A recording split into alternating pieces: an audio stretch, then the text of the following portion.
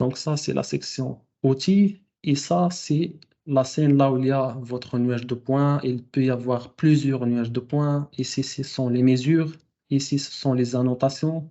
Et ici, il y a la caméra et les animations. Vous pouvez aussi intégrer des fichiers shapefile ou bien des images. Dans cette section-là, filtre, si vous sélectionnez votre nuage de points, vous avez un ensemble de propriétés qui sont spécifiques à ce nuage de points-là, pas aux autres. Donc, vous pouvez changer la taille du point. Vous pouvez changer le point sizing. Ce sont des possibilités. Vous pouvez changer est-ce que c'est rendu en cercle, en carré, en paralléloïde. Il vaut mieux choisir par exemple cercle. Comme ça, c'est plus beau. Il vaut mieux aussi chercher à utiliser soit atténuated, soit adaptatif. Ici, ce sont les attributs qui sont stockés dans votre nuage de points. Vous avez l'intensité du gradient. Ça, c'est l'intensité. Ça, c'est l'intensité et un gradient de hauteur. Ça, c'est la classification. Donc, tous les attributs qui sont dans votre fichier LAS, ils sont ici. Ça, c'est la classification, l'élévation. Ça, c'est l'élévation. Et vous pouvez choisir entre différents schémas de gradient. Comme ça, comme ça, ça, comme ça.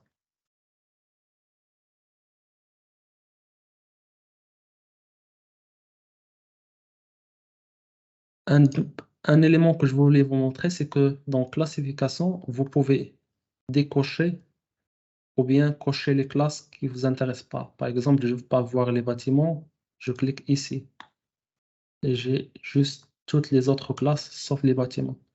Si je suis intéressé par seulement les bâtiments, je clique sur euh, Hide All pour que tous les nuages de points, pour que toutes les classes ne soient plus visibles et je clique sur Building et comme ça j'ai juste les bâtiments qui sont visibles.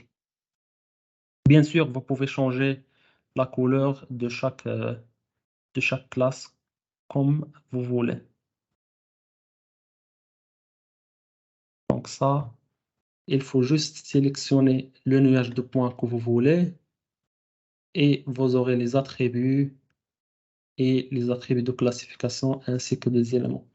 Donc maintenant, on a vu toutes les outils qui sont disponibles ici. Et bien sûr, vous avez la traduction. Ici, c'est en anglais, vous avez le français, en Allemagne, Japon, espagnol, italien,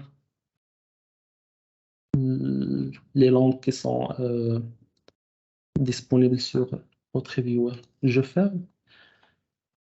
Lors de la conversion, vous pouvez voir que j'ai plusieurs fichiers qui ont été créés, principalement le fichier hiérarchie qui contient la hiérarchie ou bien la structure de notre octree.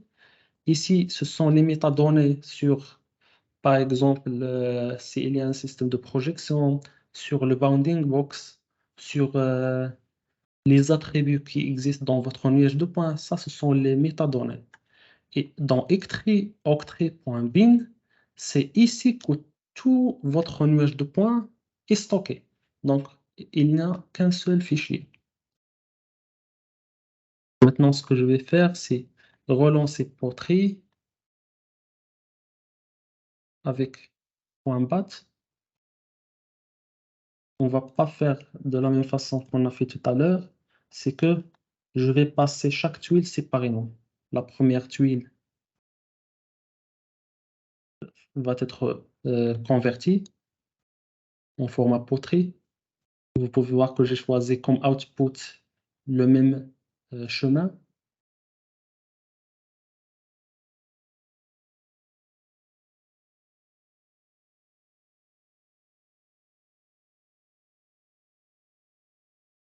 Voilà la première tuile.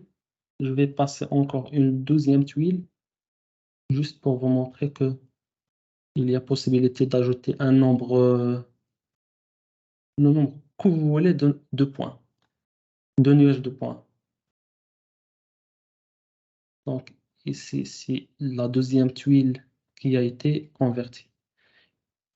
Et comme je vous ai expliqué tout à l'heure, dans scène, il y a le premier nuage de points et il y a le deuxième nuage de points. Et chacun peut être paramétré ou bien modifié comme on veut. Par exemple, le premier, je veux qu'il soit visible en classification et le deuxième visible en élévation. Donc, sur le même rendu, il y a deux tuiles qui ont un rendu différent. Donc ça, c'est Portrait Desktop.